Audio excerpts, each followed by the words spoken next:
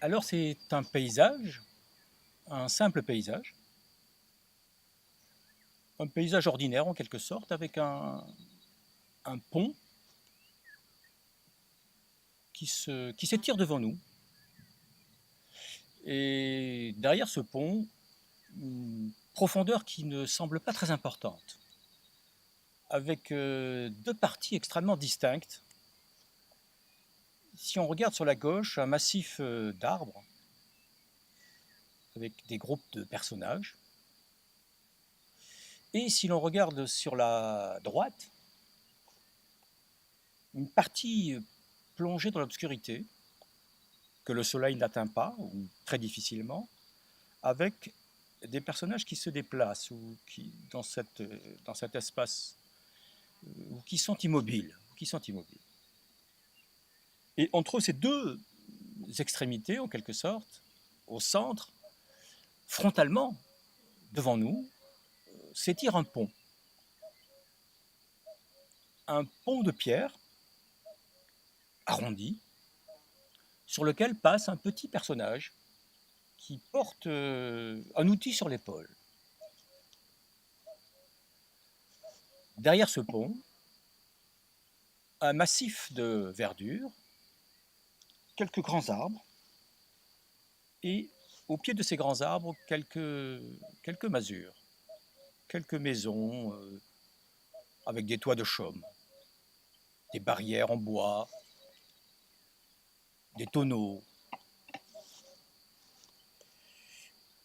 Ce qui est tout à fait étonnant et même singulier, c'est la lumière, la présence de la lumière. Une lumière qui vient obliquement euh, de la partie gauche et qui glisse sur toute la scène jusque vers le fond, sans parvenir pour autant à éclairer la partie droite. En quelque sorte, une lumière oblique qui descend du ciel, extrêmement lumineuse, presque jaune d'une certaine manière, qui produit un effet de flash, une sorte de coup de projecteur en quelque sorte, qui balaye le pont, qui prend en écharpe le groupe de maisons et qui, très curieusement, semble s'atténuer ou s'arrêter très vite, de sorte que la partie droite du paysage reste plongée dans une sorte de pénombre, presque nocturne quant au fond, comme s'il y avait à gauche un lever de soleil ou un violent ray de lumière, et à droite presque une extinction des feux, en quelque sorte un monde plongé plus radicalement dans l'obscurité. Presque une autre temporalité en quelque sorte.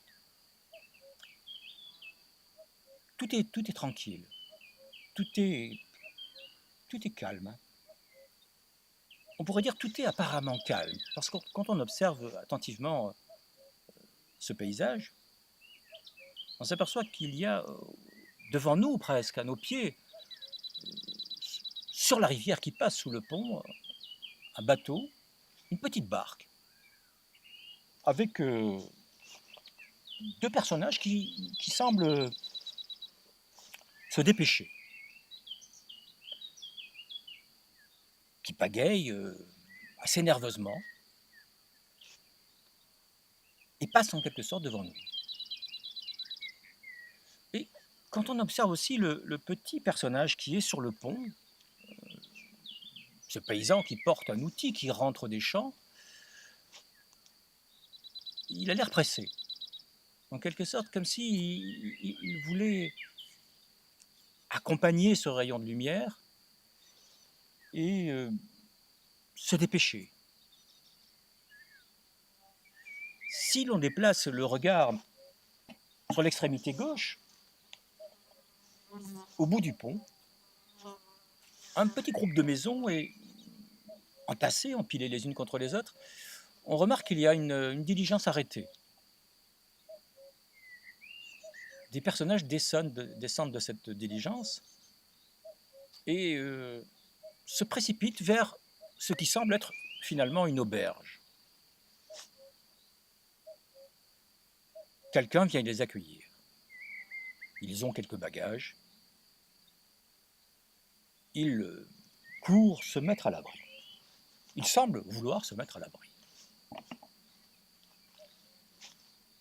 Bref, un sentiment un peu étrange, un peu partagé, un sentiment de profonde quiétude, de paix en quelque sorte, un paysage absolument bucolique, paisible. Et si l'on observe ce que font les personnages, ce que font les hommes dans ce paysage, on s'aperçoit qu'il y a un sentiment, quelque chose qui relève de la fuite. Comme si un danger menaçait, comme si quelque chose allait se produire et qu'il convenait en quelque sorte de fuir. D'ailleurs, si l'on scrute attentivement la partie dans l'obscurité, on remarque un paysan qui tire son animal à travers le champ pour l'éloigner. Et à côté de lui, pas très loin, deux autres personnages qui semblent à nouveau agités et s'éloignent. Bref, une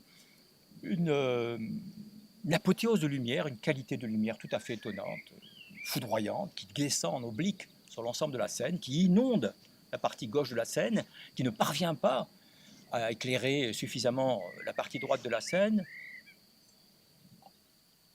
qui traverse un ciel bleu et qui se déverse comme ça dans le paysage, et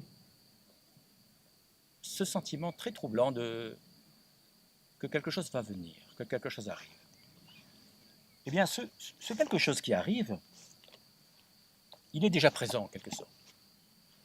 Il est déjà présent et il suffit de lever les yeux et de constater qu'il y a dans un coin de ciel un énorme nuage noir, sombre. D'ailleurs pas noir, il est brun et il est brun teinté de roux. Il a une couleur de terre en quelque sorte. Et d'ailleurs très étrangement, il ressemble beaucoup à la berge terreuse et mouillée qui longe la rivière. Et il ressemble beaucoup même à certaines parties de la rivière. C'est un peu la même teinte, la même couleur, une sorte de brun foncé, teinté de roux. Teinté de roux. Le nuage s'amoncelle, il est très important, il occupe une partie du ciel très importante. Il est au-dessus du groupe de maisons, derrière le pont. Là où tombe précisément ce faisceau de lumière extrêmement vive. Que se passe-t-il en fait? L'orage menace. Un dernier sursaut de lumière, un dernier ray de lumière, le soleil a fait une dernière apparition extrêmement vive, très précise. Et il va bientôt, évidemment, être englouti par le déplacement du nuage. Le nuage va crever, la pluie est là. En quelque sorte, elle est presque là. Et de toute évidence, les personnages se mettent à l'abri.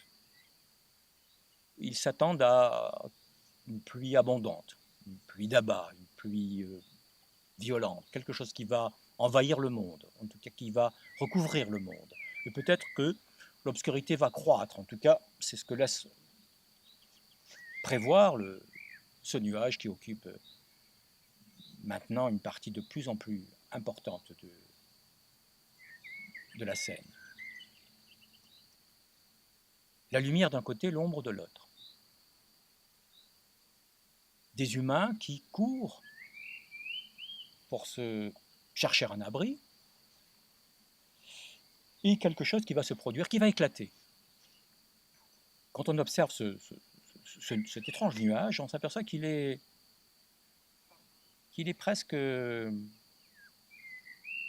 travaillé avec un chiffon, comme si une intervention étonnante avait permis d'effacer les masses de matière de ce nuage et d'en faire une sorte de conglomérat de terreux, de boue céleste qui va bientôt crever. L'instant est inquiétant parce que tout est à venir, mais dans un avenir extrêmement proche. La catastrophe, le chaos, le déluge va intervenir inéluctablement, mais pas dans une heure, tout de suite, là, maintenant. Ça se passe presque quand on regarde. Ça va se passer en quelque sorte. La chose va se déchirer, le monde va être englouti. Quel monde? Peut-être un monde paradisiaque, ou peut-être même le paradis. En tout cas, cette lumière bienheureuse qui coule de la partie gauche et qui descend vers nous, qui inonde la Terre, évoque une quiétude absolue, infinie, un univers de paix, mais non pas un univers de paix humain, un univers presque surhumain en quelque sorte, quelque chose qui relèverait de l'illimité ou d'un temps ou d'une éternité, d'un temps éternel. Eh bien, néanmoins, le nuage arrive, va crever, et cette époque est terminée. Désormais, l'orage est là, et tout le monde se précipite pour quitter le paradis. Ils sont contraints de quitter ce paradis. Donc, cette scène que nous voyons encore lumineuse, éclairée, même suréclairée d'une certaine manière, par endroits, va disparaître. Cette lumière que nous voyons est la dernière lumière. Ces rayons sont les derniers rayons. Ce coucher de soleil ou ce lever de soleil sont les derniers. La partie droite engloutit le monde, le chaos se propage, l'obscurité menaçante envahit la totalité de l'univers. Les hommes tentent de se réfugier quelque part, et seront-ils sauvés?